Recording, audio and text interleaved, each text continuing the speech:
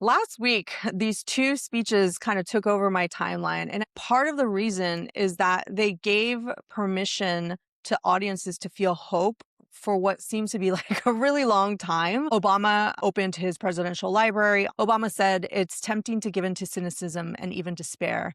I do not believe that is the story of America that prevails in the end."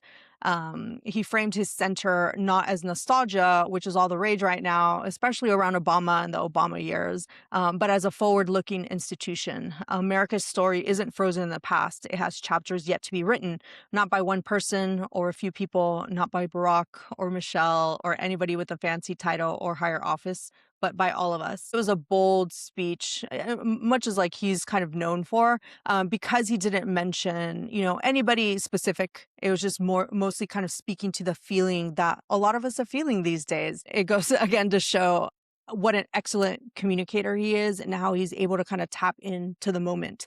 And then that's, paralleled by Mamdani and his speech for the Knicks winning. And he said, so often when the city comes together, it is because we are forced to by a moment of tragedy or adversity. What a gift it is to be brought together by pure, unfiltered joy. And I thought that that was so cool because that's what it seemed the celebrations have been, from, here from LA, I'm sure from, India where you are, just seeing everybody come together and have the parade. And all the photos that we were seeing of people like in the moment celebrating, pair that with like the Nike commercial, which did the same, which is like make it about the fans and make it about, that moment in time that, they'd been fighting for so long and to be able to feel that, joy. And I think that really came across in the speeches. People want to feel joy and want to feel good, and I feel like brands can do that. A lot of, marketing can do that. Your messaging can change to be more hopeful and be more about joy than to focus on, rage baiting people. I've been calling that my Monsters Inc. theory of marketing, where it's like you want to move people away from scaring them and making them angry and instead move them over to laughing because that joy compounds. And much like in the movie, you'll see like 10x returns than you would have done if you would piss them off. I think about this particularly today because I don't know if you saw this, but the DoorDash ad where they're like tagging T-Pain instead of the New Zealand scorer is towing the line between like, is this like joyful because it's like, oh, you're making this like mistake of like, mixing up who the two people are, or is it you're rage baiting because you're like involving somebody that didn't know that they were being involved, but turns out it's an ad now, so now people are getting mad that it is. So, I don't know if you Yeah, saw any of those, but would love to know your thoughts. I love that you brought that T-Pain example up because when I watched both these speeches, and then when you compare it to what DoorDash did, like both those speeches felt heartfelt, organic, true to who those two individuals were. And Hmm. then this DoorDash thing is like this very forced effort. Right? It's Hmm. like, is this really who you are? Is this really what DoorDash is about? And when you look at, I'll talk about Barack Obama's speech first. He's always been somebody who unearthed some uncomfortable facets of American society.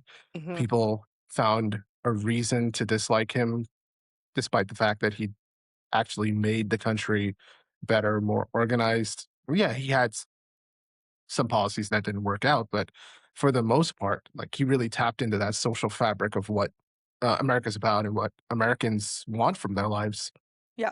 And I feel like his not just the speech, but like the opening of the museum represents, like you said, a glimmer of hope. And that was his initial campaign. It was like he just ran on hope, and he's still doing that Hmm. 20 years later. And I think the fact that he hasn't changed is partly rooted in the fact that he was running as his true self back then, but it just highlights how few politicians, and in particular former presidents, how few of them are genuinely loved by large portions of the American public. And I think Hmm. that's a trend we see everywhere. You know, we don't really have a lot of former world leaders who are looked upon really favorably like we used to. and they're not really statesmen anymore. We don't think of them as statesmen and stateswomen. Think of them as politicians, people who are out to make their lives better. And that distrust that people have. Yeah, there's some unsavory comments on that YouTube video of Obama's speech, but whenever I talk to people, it's like, all right, look, even if you don't agree with his policies, most people still admire the guy. He's well spoken. He has believed in the same things his whole life. I Mhm. think the reason people felt it is because they don't see that a lot these days. And so that Mhm. authenticity, like this is a word that gets thrown around in marketing, Yeah. but he really just is his authentic Mhm, mhm. self. And I think that's really refreshing. And it's the same thing with Zoran. It doesn't sound like the mayor talking to people. It's just another New Mhm. Yorker. It's just another Knicks Mhm. fan. You can't imagine any of the former mayors of New York talking about, Michael Bridges proved that every single draft Yeah. pick was worth it. Like just Yeah. the way that he spoke was like he was Yeah. just another guy on the street. He's a fan of the Knicks. You could see that he's just so happy. He didn't make it about him or Mhm. about the city. He made it about the Knicks. And it was Yeah. like there was this beautiful transition from what the Knicks represent to Mhm. New York and the New York metropolitan area over to, how he would like the city to come together and be Yeah. happy and be one. And a lot of the stuff that he's putting together for New York in the summer, it's designed to get people outside and talk to each other and meet and be in the same space. New York is uniquely set up to take advantage of that. But I feel like more big cities need to have that. More Mhm. programs designed to just let people mingle again.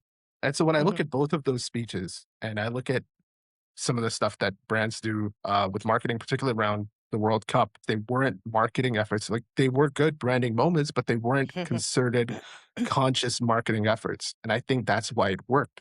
And I think that's when really good marketing works. When a company or a brand says, hey, here's what we believe in, here's what we stand for. We're not going to force it and we're not going to make it look orchestrated. And we're just going to let stuff happen organically. I don't necessarily think it's organic versus inorganic or like how quickly it comes together, right? Because last week we talked about the Nike commercial, which was obviously planned out, in advance. It's like, you got the idea, the kernel, but like what it's going to be about. Maybe the difference was it felt like of the moment, taking the idea of like what was already happening at, the Knicks games, right? Which is like about the fans, getting them come out to party, watch them on the TVs, like watch them with random other like strangers, right? But it's like you have this one thing in common, which is the Knicks, right?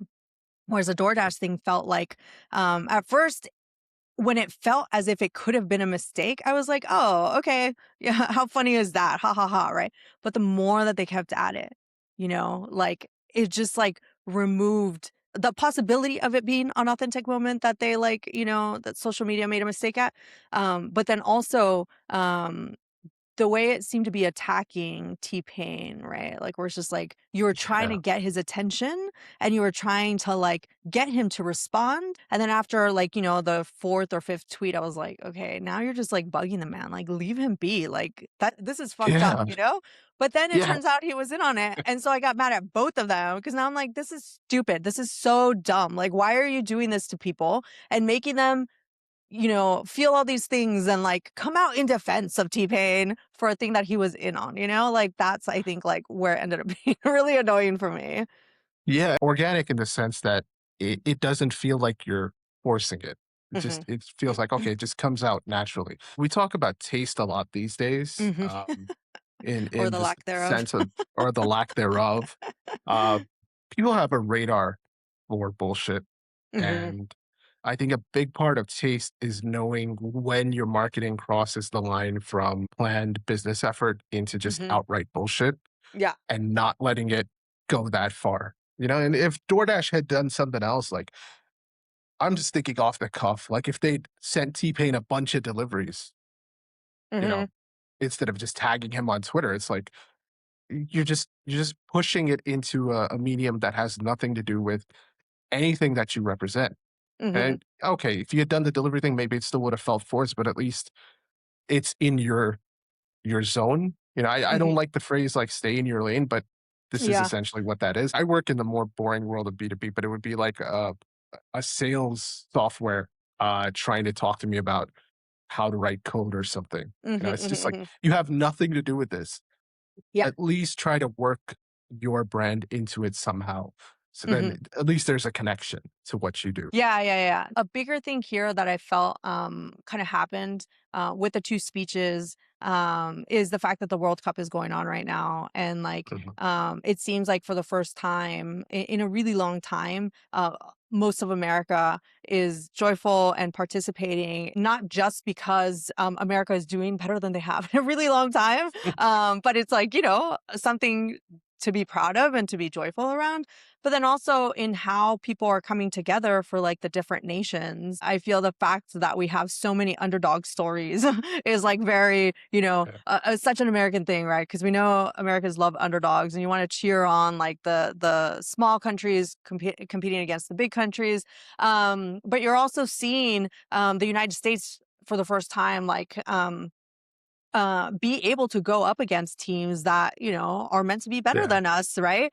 And I think that people are already in that spirit and have that spirit of hope. So the fact that Obama and Mamdani came and like talked about that hope of America, hope of the future, hope of politics, while not entirely making it about politics, one of the Yeah. other lines that Mamdani said was he pointed to the 0.4% comeback odds for game 4, and put that in the sense of like that's what we're doing here in New York as well, is taking Yeah. that 0.4% and trying to build on that by coming back and doing the fixing the potholes, and fixing the public transportation, and fixing housing, and doing all these like little moments that will get you to like a bigger win, but it takes everybody coming together and wanting that and building on it, and I think that putting it in the context of like a sports metaphor that people really like know and understand a lot more than like boring political stuff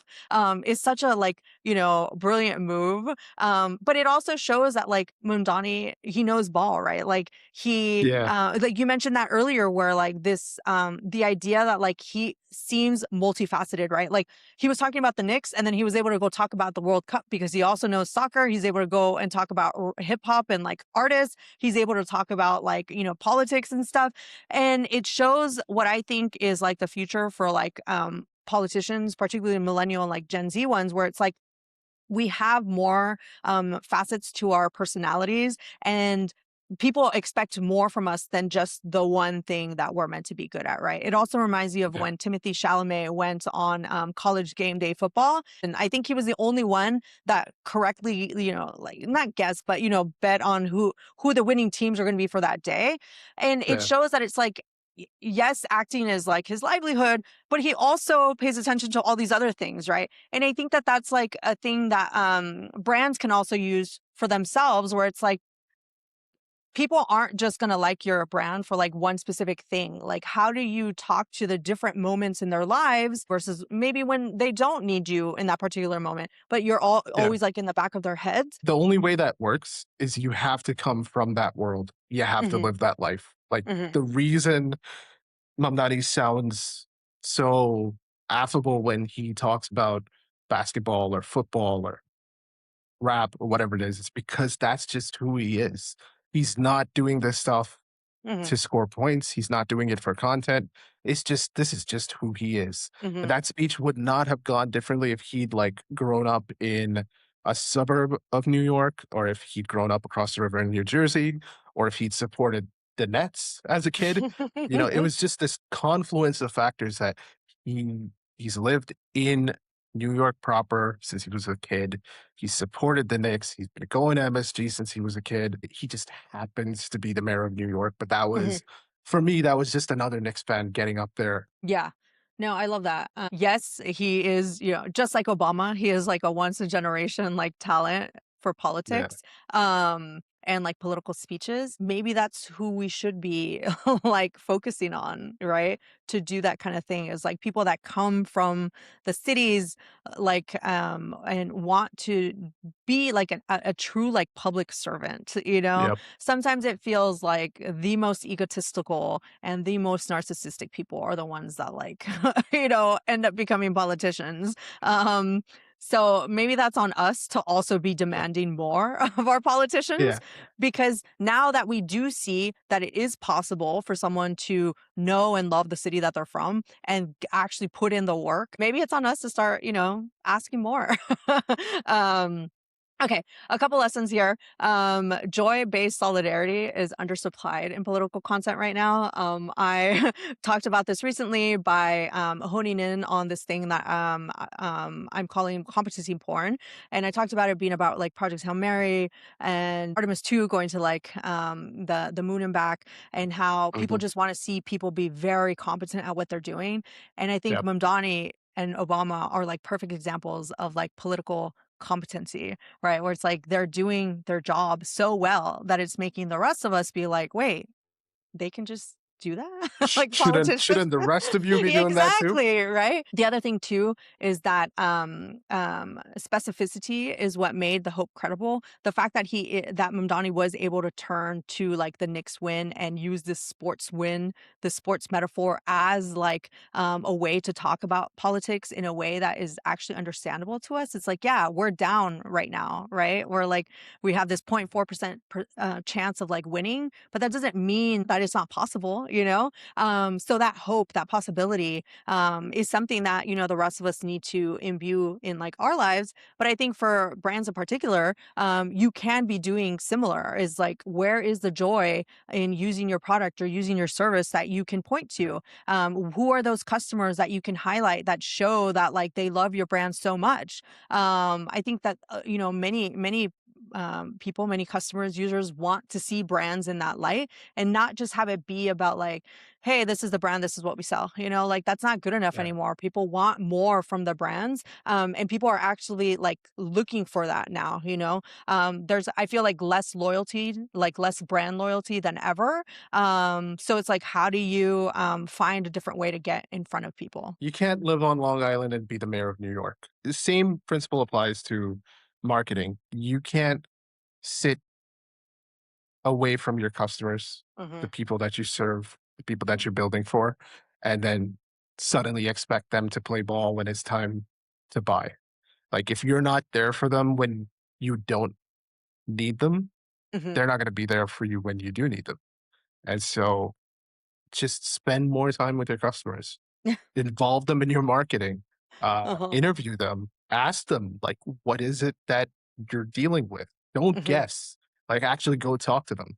And, you know, talk to your customers is just thrown around everywhere, but you have to know what questions to ask. If the problem you're trying to solve is a ton of your customers keep canceling, ask them why. Like Yeah. it's just stupidly simple.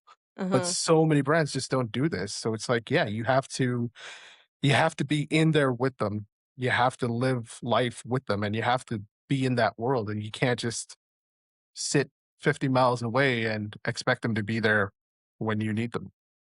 Yeah, no, definitely. It's reminding me of right now. It's the Norwegian international team, right? And the fact that Yeah. they've gone full tilt into this like Viking row chant, right? With that started as a fan chant that has now grown into like the team doing it after a win on the field, and like their Yeah. captain leading it. It's just like To, some of the best marketing ideas come from your fans that love you so yeah, much and it's a want to participate with symbiosis. you. You know? It's a So. symbiotic relationship. Like Hmm. you have to give and take. Yeah.